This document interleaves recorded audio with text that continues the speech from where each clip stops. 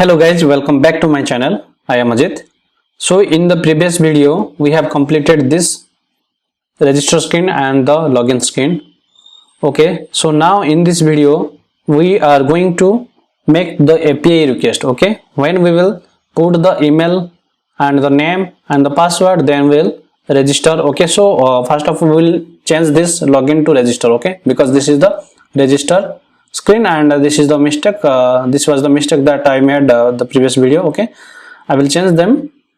And one more thing that you can notice here. Okay, I have run the project. Okay, I have typed this command, react native run command. Okay, then it started running, then it is getting some issue. Okay, means the build is failed. Sometimes the build will be failed. Okay, like this you can see this. Okay, this time also build is failed. So what I did is I went in the Android folder. Okay, let me show you. Okay, you can see here I went in the Android folder inside this, and what I did, one command is that /gradle clean. Okay, I typed this one, and then after cleaning the build, okay, Gradle, then after cleaning the build successful, then I removed the node module. Okay, I removed the node module and again I installed. Okay, so like this, after removing the node module, again you have to install it. Again you have to install it by npm i. Then after installation, then run again the command react native run android. Okay, and it will be run successful. Okay, you can see that after that I have run again, and now it is working fine. So this kind of issue may you faced, okay, during the development. So try to put inside the android, then remove the gradle clean. Okay, you have to clean the gradle, then uninstall the node module and again install it. Okay, fine. So now let's start integrating the login APIs. So before that we will need some other packages, okay, that we have already installed in our applications. That is, one of them is Formic and another is Yoop. Okay, so Yoop is nothing but it's providing some schema type things. Okay, like we have name, email and password. There we can specify the type of the field. Okay, and like for the name it is string and for email it is string. Okay, so there we can validate the type that we are getting, and this schema will take by Formic. Okay, so Formic will take the Yoop schema and that will validate. So let me go this URL. Okay, we can see here. So let me click the docs here. So if I go down, you can see here that this is the initial value. Okay, that every field will have the initial value. So in this validate, okay, we are not going to use this validate. There's one more props. Okay, that validate schema. Okay, there we will provide the Yoop schema and that will automatically check. Okay, and like this we will get on submit method, there we will get the values. Okay, now these are some parameters that given by Formic. Okay, there we got the values, and if there will be any errors, if the field is touched, and handle change and handle blur, handle submit is submitting. Okay, these are the some events that given by the Formic. You can see here like one form is here on submit, handle submit is called, then inside the input, okay, this one is called, you can see here. Okay, handle submit. So we will not use form, okay, because in React there is no form. So we will call this method in this button. Okay, like the login button or register button. Okay, there we are providing the name. Okay, these are same as the name here, the initial value, and should be same that we will give the schema in Yoop, and these are on value change, handle change is calling. Okay, like this all the value are setting from email to the Formic, and finally we will get the values on submit. Here we'll get the JSON data.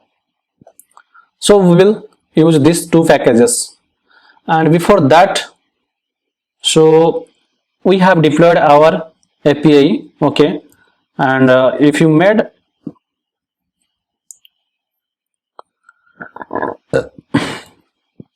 so we have deployed our API. So let me go in the Postman, and this is the base URL of our host address, okay, means the server address, and this is the base URL, okay, these are the same base URL, okay.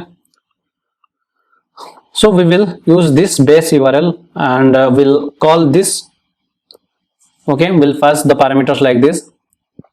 So this is the base URL, okay, we'll use this base URL and call the API for login. This is the login for login API, okay, and for register, this is the register API.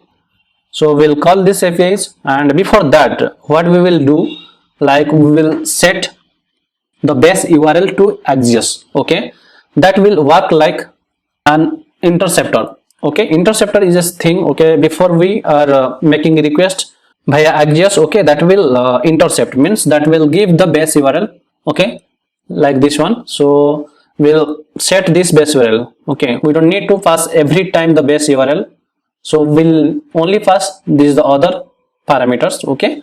So the base URL will be set to the Axios, fine. So we will do that now. So we have installed the Axios, so let's check.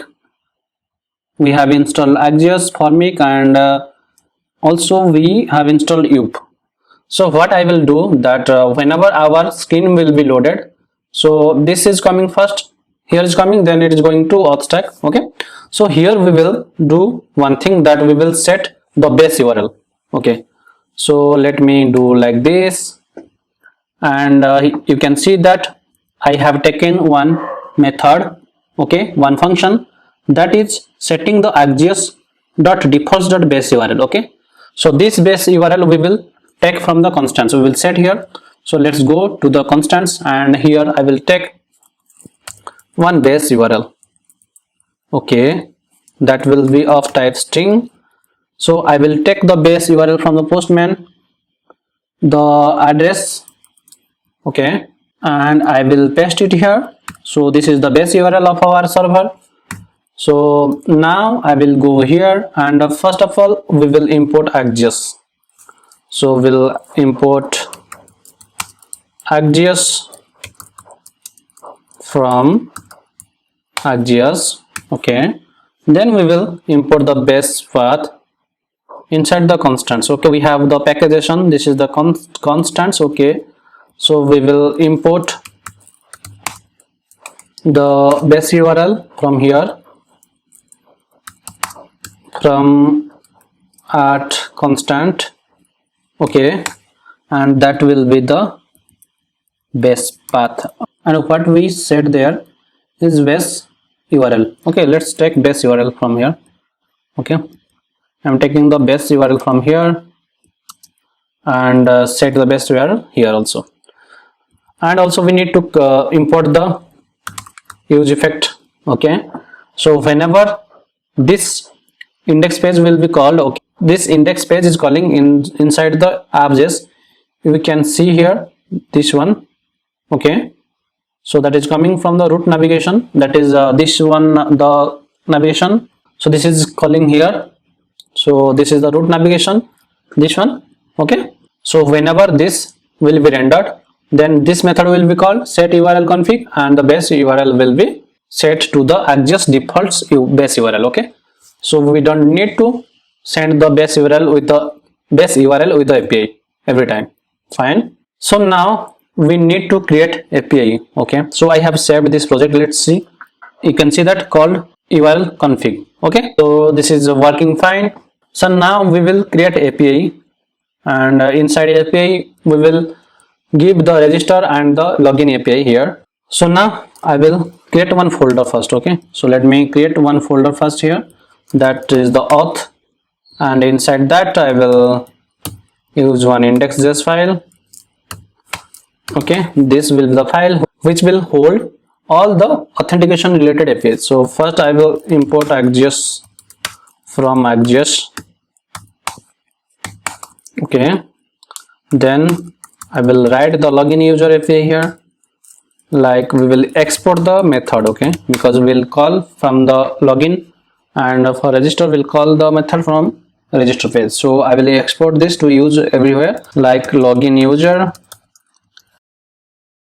and this will take the values, the JSON data, like for login the email password, and for the register things. Okay, then I will take the URL. Okay, I will take one constant which will hold the URL. So for login, you can see in Postman, so this only we need to specify. We don't need to specify this base URL because we have intercepted the base URL to the Axios. Every time whenever the network will be called, then the base URL will be attached with this. Fine. So the API, so the URL is created, then we'll return the Axios dot post. Okay, this is the post method, so we can cross verify. Yes, it is post method. So first we will take the URL, the second parameter will be the values. Fine. Then the response will come. So if the response will come, we will pass the response dot data. Okay, so in Axios there inside the response data coming. Okay, inside the data all the response will be there. So whatever the response will come, whether it may be the error or the success response, so we are returning. Fine. So the login user API method is completed. So now we'll copy and paste here. So here I will change this to modify only to register. Okay, and here also I will change to register user. Fine.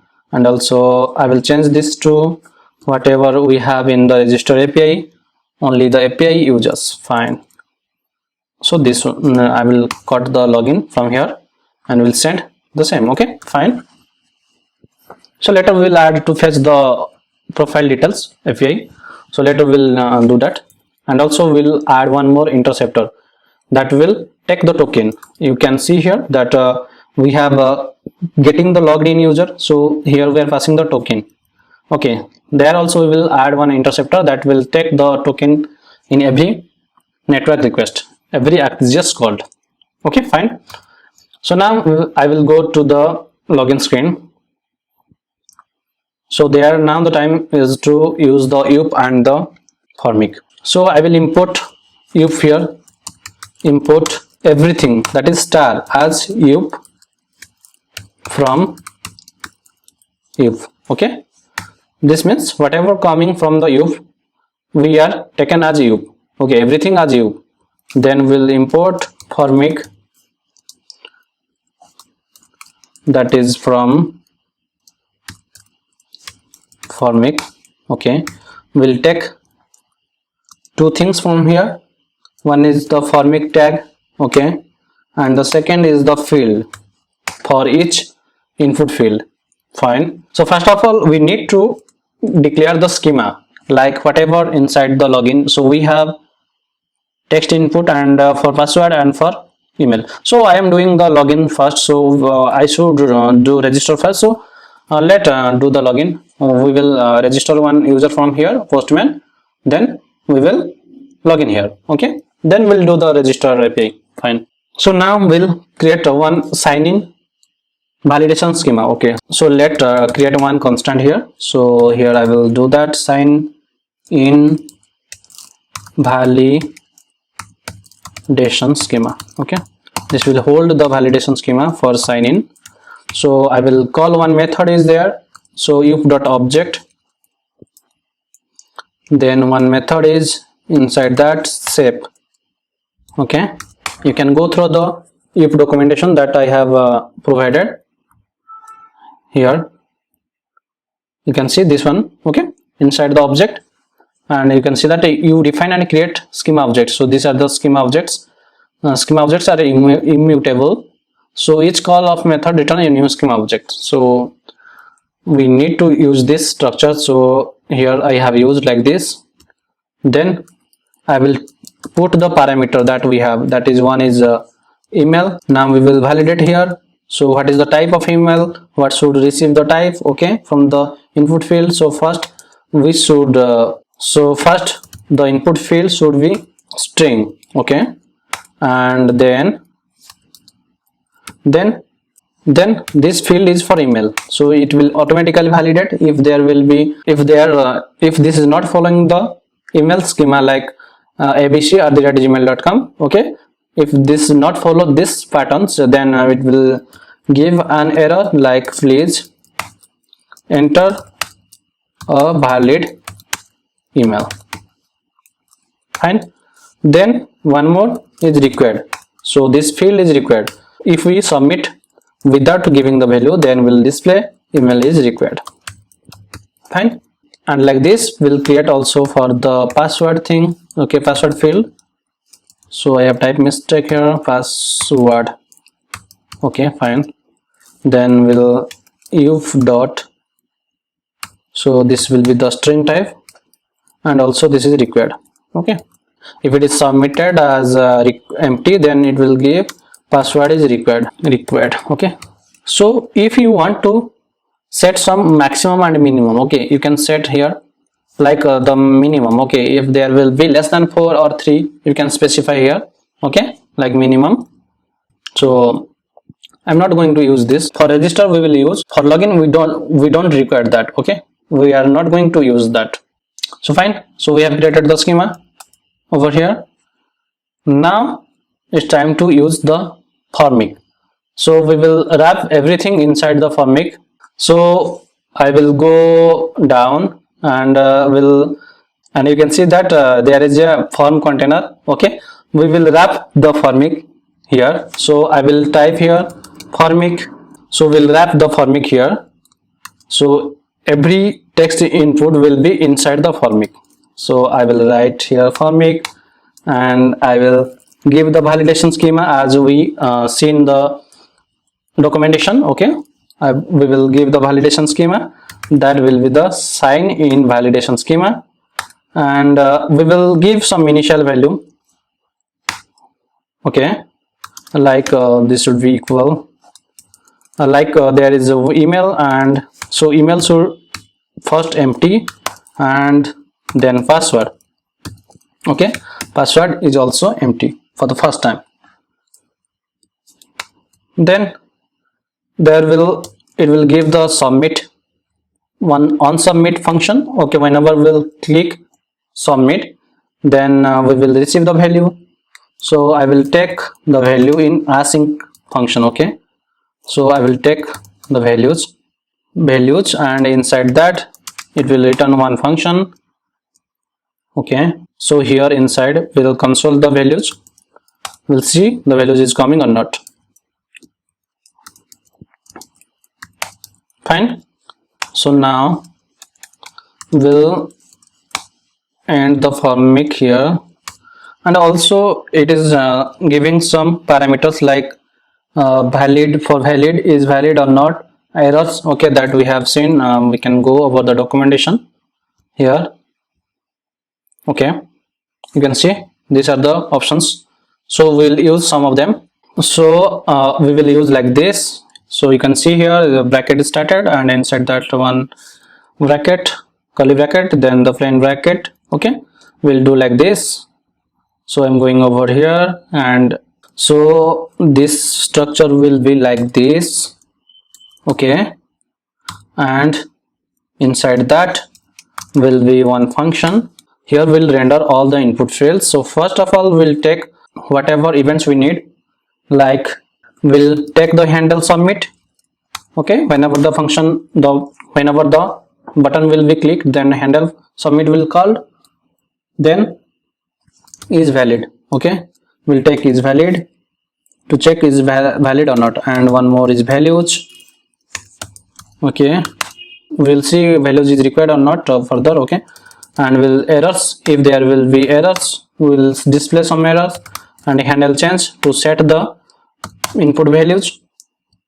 And then after touched. Okay, touched means whenever we'll click one text input, it will return the data is touched or not. Fine.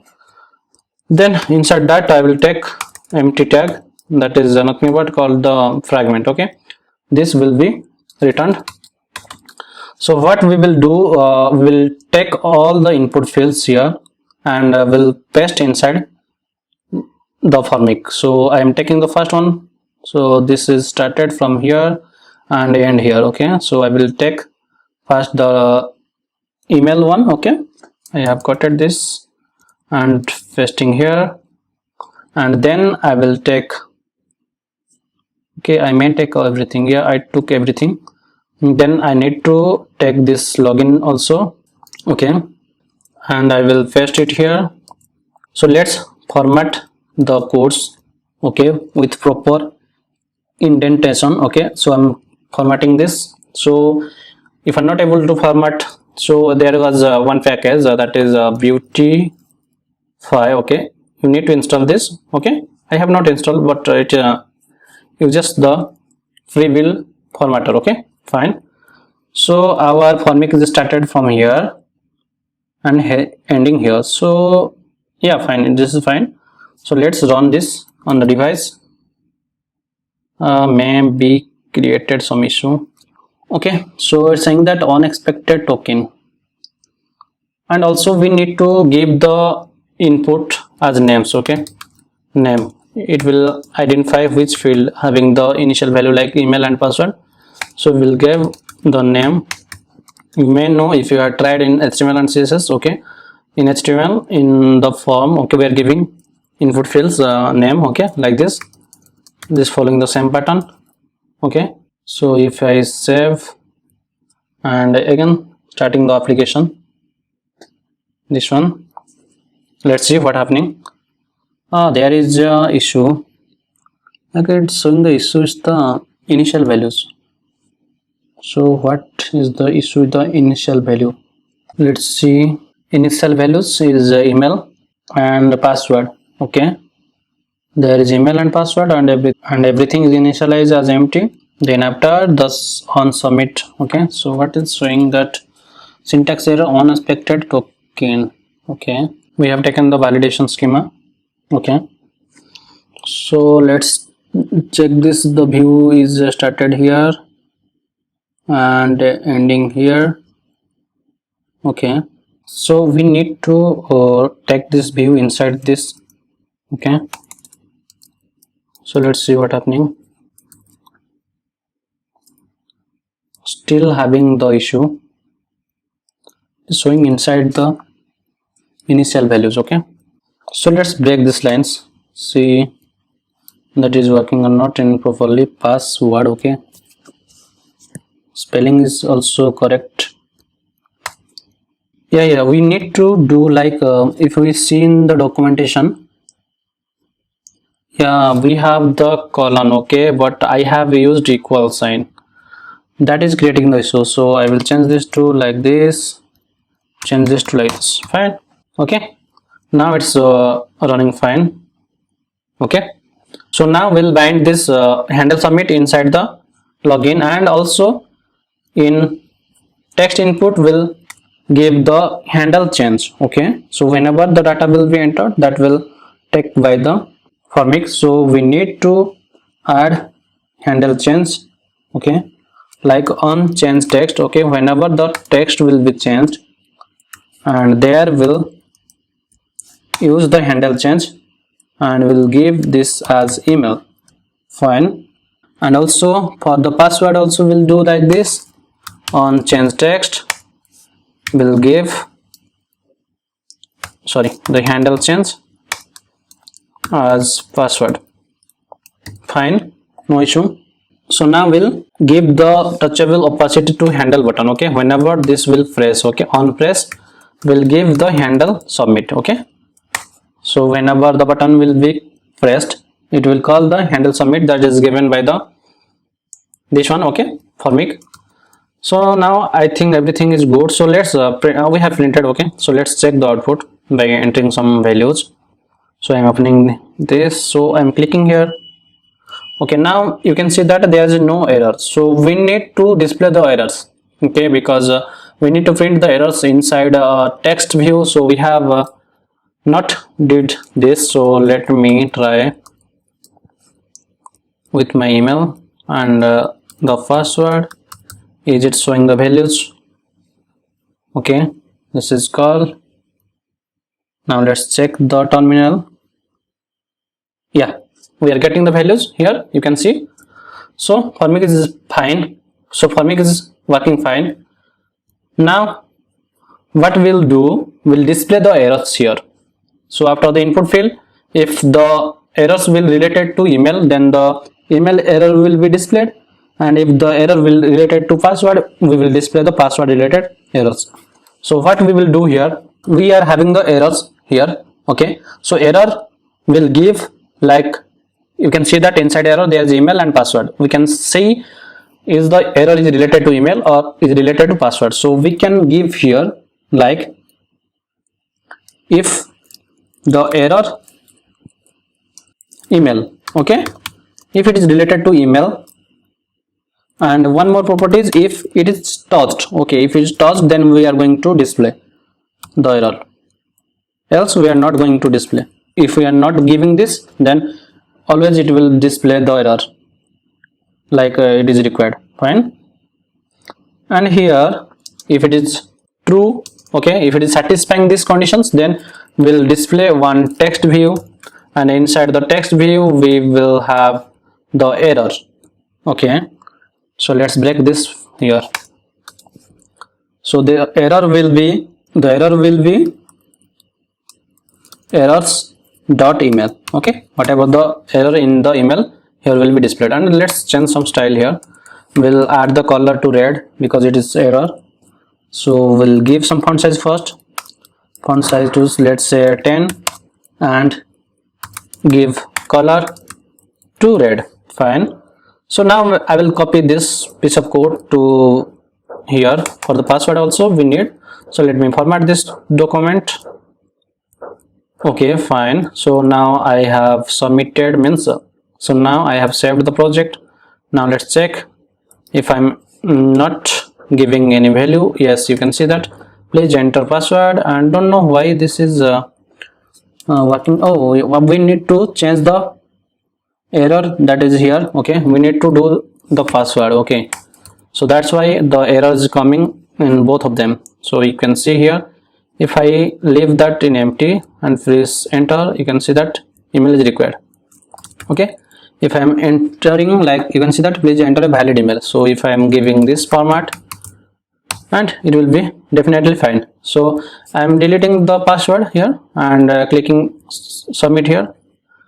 And why the password error is not displaying here?